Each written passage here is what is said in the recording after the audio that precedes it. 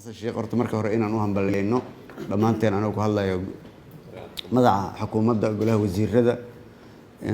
anigoo ku hadlayo magaca shacabka Soomaaliyeed waxaan leeyahay madaxweyne xasan sheekh Allah u fududeeyo hawsha culus uu qabtay xalka dalku aan ka wada dheregsannahay nabadgelyada hadday tahay dhaqaalaha hadday tahay arrimaha bulshada hawl culus u taalo marka in oo waxaan leeyahay dhammaan golaha wasiirada iyo shacabka Soomaaliyeedba ka codsanaya in madaxda Ilaahay loo baryo Madaxweyne Maxamed Cabdullaahi Farmaajo aan rabo halkan isna inaan uga mahad celiyo sidii sharafta lahayd uu dalkan ku soo hogaamiyay iyo sidii sharafta lahayd oo xil wareejinta iyo qoris ku dhibka u sameeyay isagana waa uga mahad celinaya waxaan rabaa sidoo kale Madaxweyne Maxamed Cabdullaahi Farmaajo maanta shacabka Soomaaliyeed u sheegaya wada shaqayn fiican iyo walaaltinimo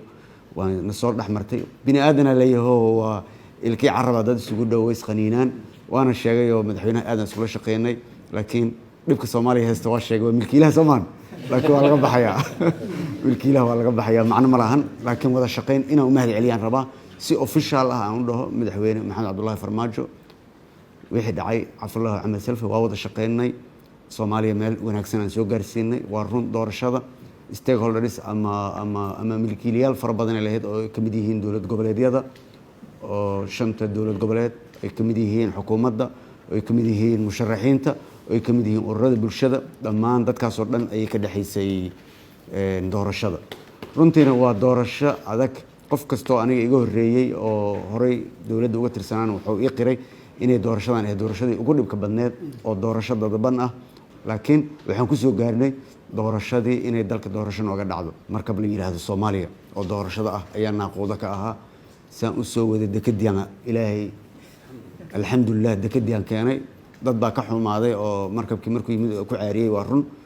laakiin shacabka Soomaaliyeed danta guud laga fiirinaya markabkaas oo shacabka Soomaaliyeed ay saarnaayeen dekadii ayaan keenay waxaana ku xirnay Ilaahay nasiib uga dhigay madaxweyne xasan sheekh maxamuud oo tareen dekada la taagnaa tareenkii wixii ku wareejiyay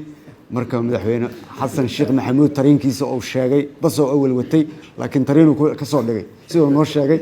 tareenkii aniga dadku ku wareejiyay Ilaahayna waxaan uga baryayaa tareenkaas uu wado inuu meel fiican Soomaaliya uu ku xiro oo station-ka ugu wanaagsan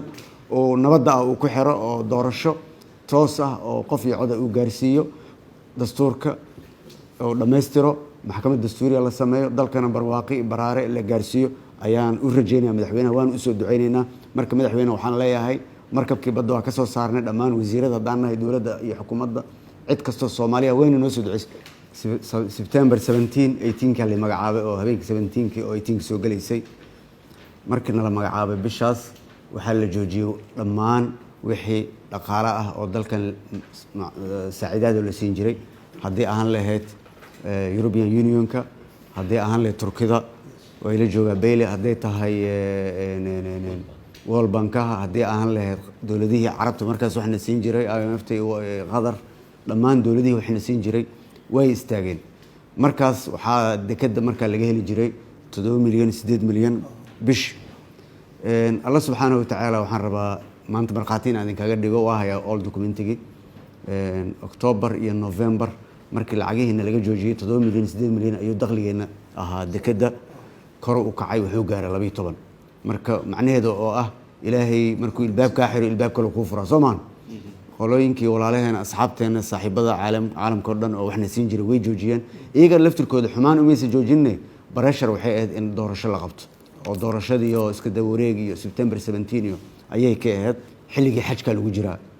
dad badan ayaa xajka walwal iyo bahar ka hayo hadii aan lahaayeen kambaniyaashi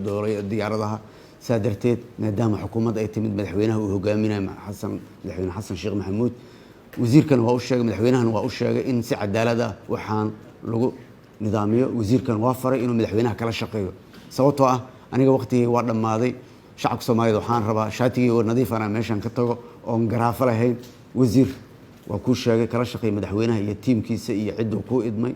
oo wasiirada qaar ay ka mid yihiin si hufan looga shaqeeyo adaa ka mas'uula madaxweynahana kala shaqeey sababtoo ah iyaga ayaa lagu la xisaabtamaya oo ku aadan ra'iisul wasaaraha cusub oo imaanaya iyo madaxweynaha waqtigaas oo xajka la aaday iyaga culays ugu badan ku dhacaysa eedda ugu badan iyaga ku dhacaysa saadarteed sin sharaf ah oo nadiif ah ayaan rabaa inaa ugu wareejisid